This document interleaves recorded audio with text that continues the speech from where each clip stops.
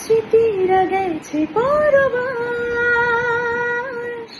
কথারা হয়েছে নিঝুম, এবং কি তবু 12 মাস ভালোবাসার মরশুম।